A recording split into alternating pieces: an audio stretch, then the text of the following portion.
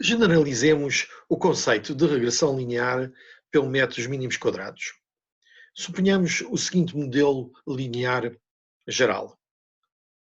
Esta é a função que queremos determinar, que tem os parâmetros A0 a AK-1, ou seja, são AK parâmetros, e a função é então uma combinação linear dos parâmetros. Temos A0 mais A1 vezes uma função, mais A2 vezes outra função, mais AK-1 vezes outra função. As funções H são quaisquer K-1 funções das P variáveis independentes. Se tivermos efetuado N observações das variáveis dependente e independentes, podemos escrever o seguinte sistema de equações, fazendo passar esta função pelos pontos observados. Estamos aqui a ver o ponto 0 da variável x1, o 0 da variável x2 e o 0 da variável xp e aqui o 0 da variável y. Depois temos aqui nesta linha o ponto número 1 da variável x1, o número 1 da variável x2 e o número 1 da variável xp. E aqui temos o ponto número 1 da variável y. Como eu acabei de dizer, fizemos n observações e, portanto, teremos de 0 até n-1 valores da variável dependente. E teremos de 0 até n-1 de cada uma das variáveis independentes. Este sistema de equações, na forma matricial, assume esta forma. Temos então uma matriz que multiplica um vetor igual a outro vetor mais outro vetor. Se multiplicarmos esta linha pelo vetor A, vamos obter o lado esquerdo da primeira equação. Então, fazemos A0 vezes A1 dá A0, A1 vezes H1 dá este termo, AK-1 vezes HK-1 dá aquele termo. Isto é igual a y0 mais delta0. Está aqui. A equação seguinte é obtida multiplicando esta linha da matriz por este vetor. Então temos 1 vezes A0 dá A0, H1 vezes A1 dá A1 vezes H1 e por aí adiante. Este termo, este vetor que aparece aqui, é o vetor do erro. O que nós pretendemos com métodos mínimos quadrados é minimizar este erro. Podemos escrever de uma forma mais compacta esta equação matricial, e aqui está, vamos chamar a matriz A, é uma matriz que tem n linhas, temos do 0 até ao n-1, n linhas, por k colunas. Temos aqui k-1, logo, como temos esta primeira coluna, temos k colunas. Multiplica um vetor que tem k linhas e uma coluna, por sua vez é igual a um vetor com n linhas e uma coluna, mais o outro vetor que tem n linhas também. Normalmente, a situação que teremos é um número de pontos superior ao número de parâmetros. Só assim é que poderemos ter uma solução. O que se pretende é calcular o vetor A, parâmetros do modelo, de modo a que o vetor erro, que é este, seja o mais pequeno possível. Se o vetor erro tiver comprimento nulo, norma euclidiana nula, a função de ajustamento, que é a função f, é perfeita e as observações não teriam sofrido qualquer erro de medição. Ora, como sabemos, isto será impossível, pois qualquer medição sofrerá sempre erros. O comprimento do vetor erro, delta, é então dado por isto. Ora, isto aqui é a norma euclidiana. E o seu quadrado será este. Se calcularmos os parâmetros A De modo a minimizarmos o quadrado da norma euclidiana do vetor erro, estaremos a calcular a função de ajustamento que melhor se ajusta às observações. Do cálculo, sabemos que o mínimo de uma função se pode obter quando a sua derivada se anula.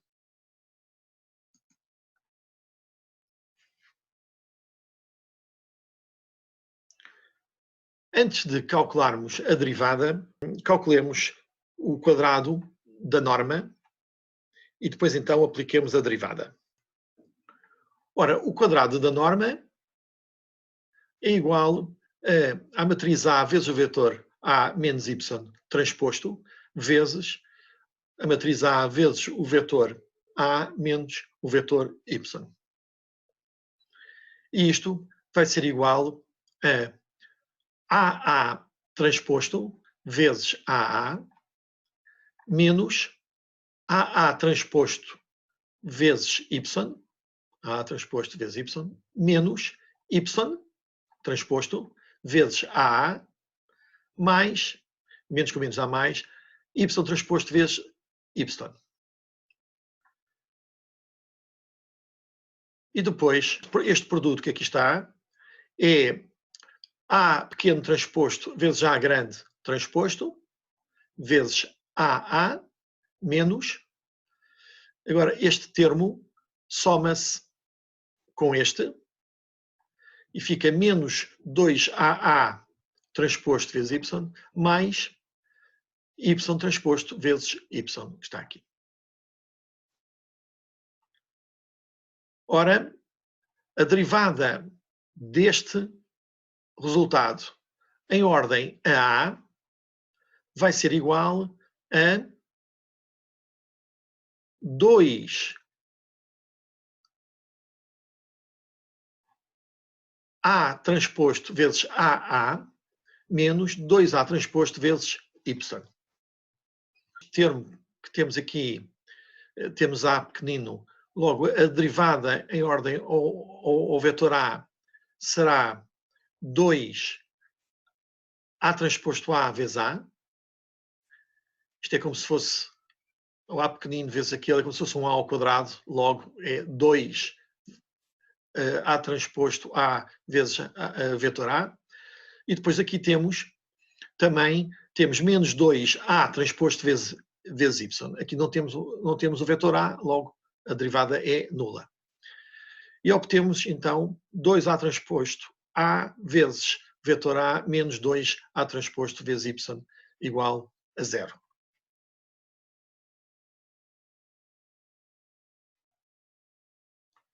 E isto que aqui está,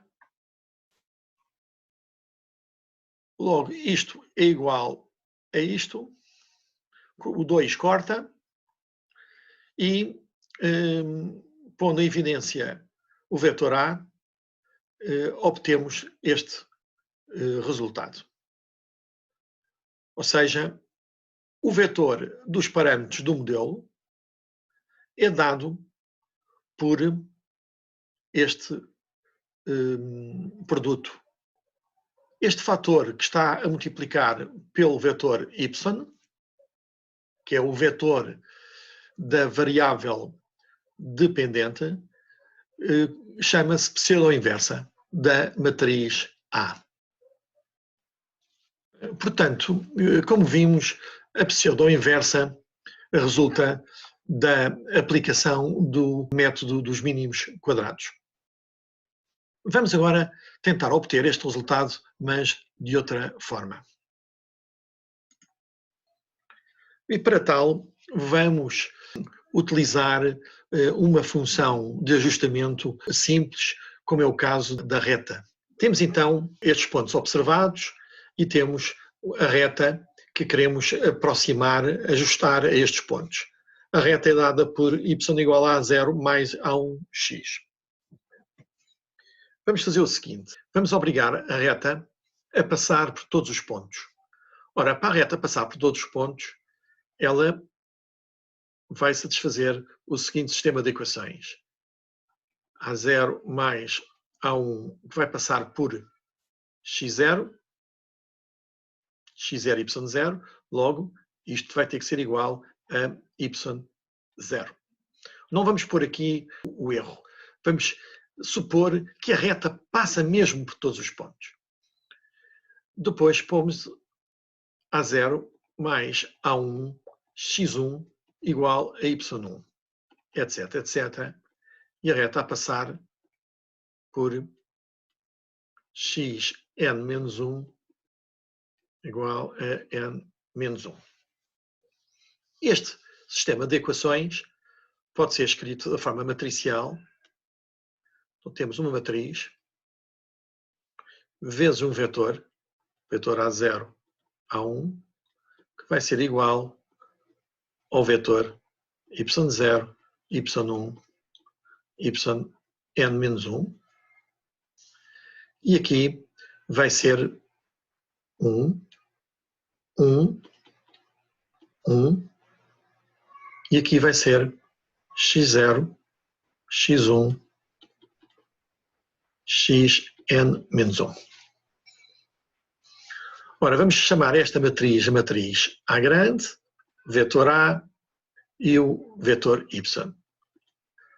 Matriz A vezes o vetor A é igual ao vetor Y. Mas há aqui um problema, e que é o seguinte. Esta matriz tem quantas linhas? De 0 a n-1 tem n linhas. E tem quantas colunas? Tem 2 colunas. O vetor tem 2 linhas por uma coluna e este vetor tem n linhas por uma coluna. Portanto, como esta coluna tem o mesmo número de elementos que esta linha, a multiplicação pode ser feita, como é óbvio. Ora, como é que nós determinávamos o vetor A? Bom, para determinarmos o vetor A, o que faríamos era multiplicávamos a matriz A pela sua inversa e também aqui tínhamos que pré-multiplicar o vetor Y. Só que, para fazermos, e então daqui, o que é que faríamos? Teríamos A igual a A menos 1 Y. Só que, para fazermos esta operação, tínhamos que ter, a matriz A tinha que ter inversa. Ora, a matriz A não tem inversa. E não tem inversa porquê? Porque é uma matriz retangular, não é uma matriz quadrada. Portanto, isto não pode ser feito. Ora, uma forma de contornarmos isto é fazermos o seguinte. Se nós pré-multiplicarmos a matriz A pela sua transposta,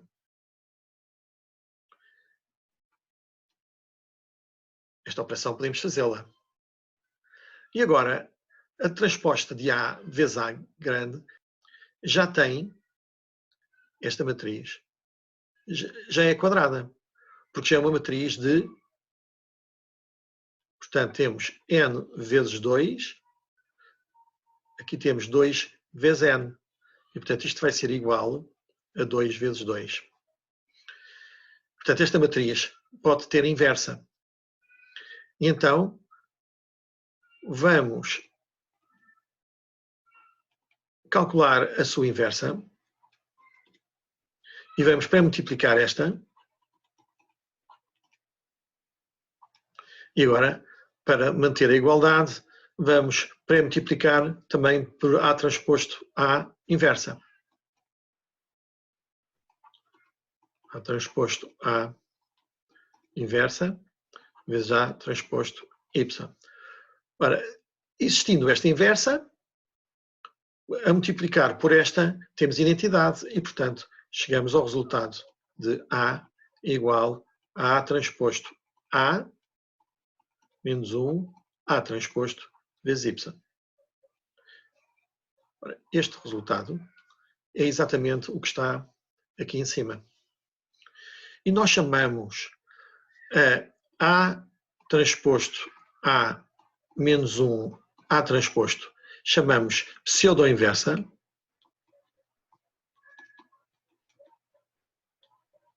Chamamos pseudo-inversa porque, na verdade, está a fazer o papel da inversa quando a matriz A é quadrada. Quando a matriz A é quadrada, nós podemos ter a sua inversa.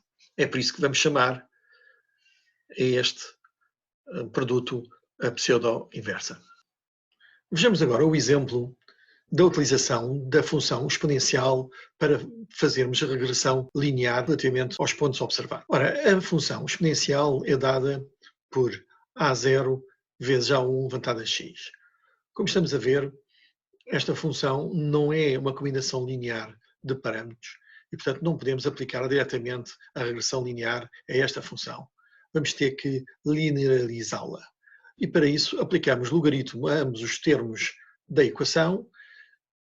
Temos então o logaritmo de y e depois temos logaritmo de A0 mais logaritmo de A1 vezes x. Estes termos agora, o logaritmo de A0 e o logaritmo de A1, vão ser os parâmetros que nós vamos calcular. O sistema de equações que vamos criar será o que estamos aqui a ver do lado esquerdo e que é esta função a passar por todos os pontos observados.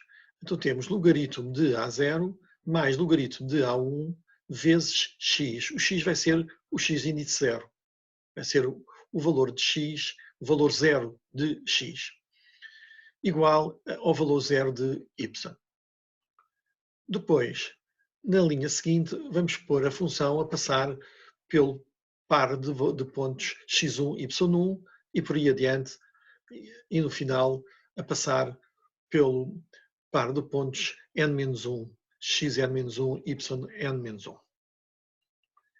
Este sistema de equações pode resumir-se a uma equação matricial que está aqui do lado direito, e então temos esta matriz vezes este vetor, que vai dar este vetor.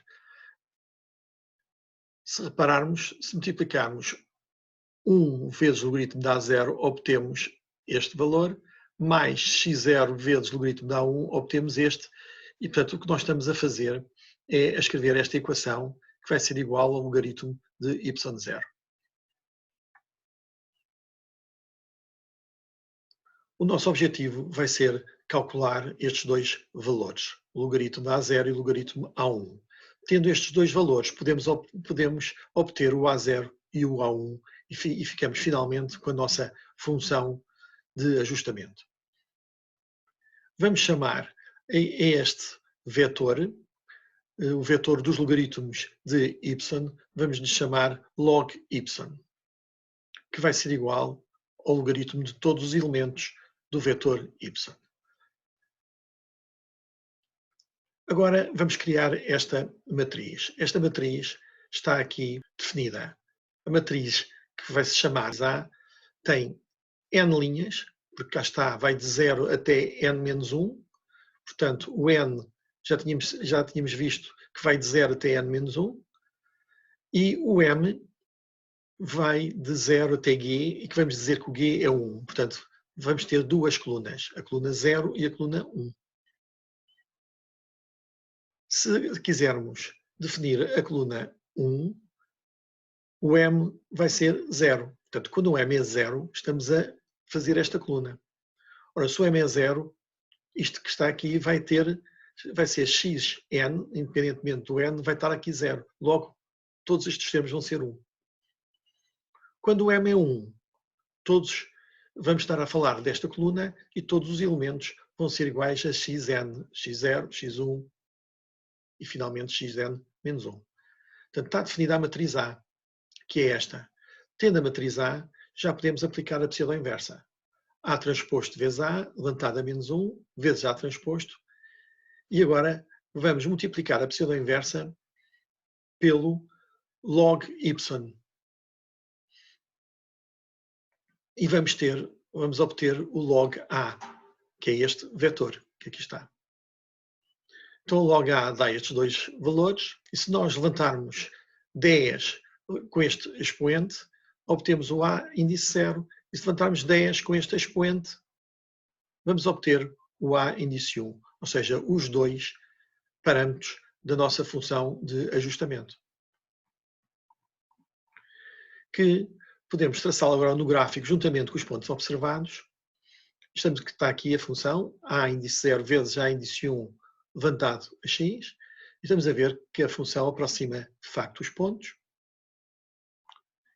E para terminar, calculamos o coeficiente de correlação entre a curva de ajustamento, a azul, e os pontos observados, a encarnado. Estamos a ver que o coeficiente de correlação dá 0,995.